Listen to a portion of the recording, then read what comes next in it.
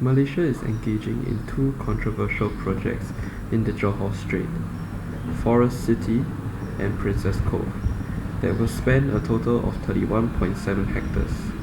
1,386 hectares of land across 4 islands will be reclaimed, down from an original 1,978 hectares, to reduce the marginal external cost extracted on the Johor Strait ecosystem.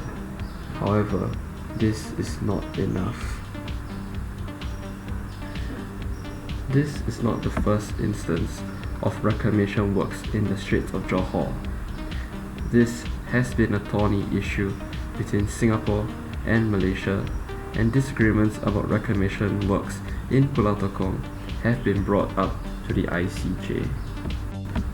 The soil and sand washing off from land reclamation efforts from the projects will indiscriminately destroy marine life and cause damage to the habitat, and numerous species of fish will be severely affected, and the livelihoods of external parties such as fishermen will be adversely affected, as their catch will be of lower quantity and quality.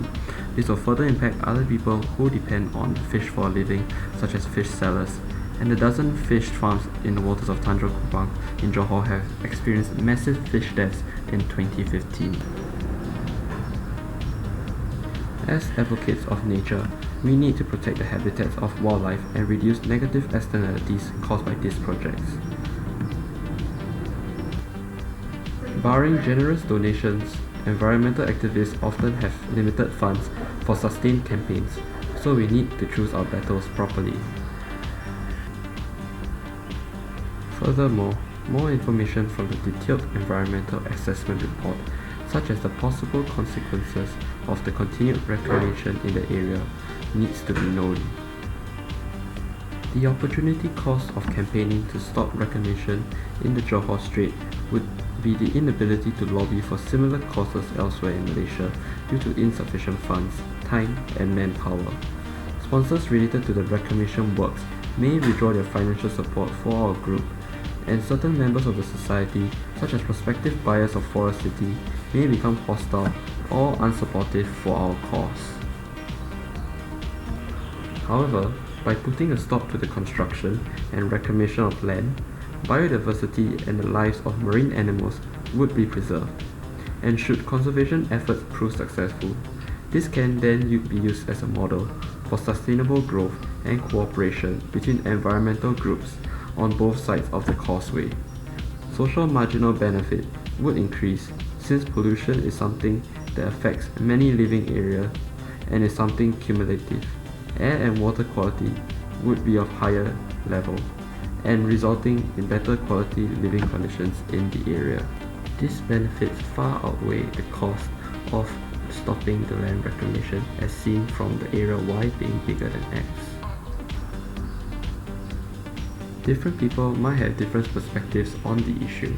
For consumers, they will lose out on the opportunity for the affordable private housing that is close to Singapore, and should the project be stopped, this could lead to a shortage in housing in the future due to quantity demanded exceeding quantity supplied, with an upward pressure on property prices. For businesses, the company may not be able to recoup its capital spent on the construction equipment, which would cease to generate revenue, and this will lead to cash flow problems in which the company may be forced to file for insolvency. For the government, with high prices, it will be unaffordable for young couples keen on starting a family, and this will breed dissatisfaction among the electorate, and this could affect their standings in the upcoming elections. And cancelling a project of such a large scale would negatively affect foreign investors' confidence in the Malaysian government.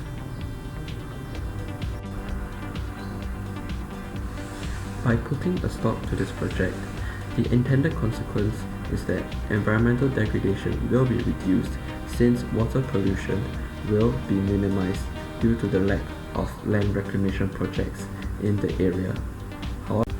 However, the unintended consequences are that the property prices will increase, and for producers, their profits will decrease, and lastly for government, their popularity will decrease.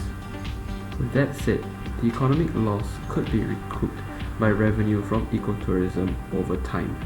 Therefore, we believe that land reclamation projects should be stopped in that area.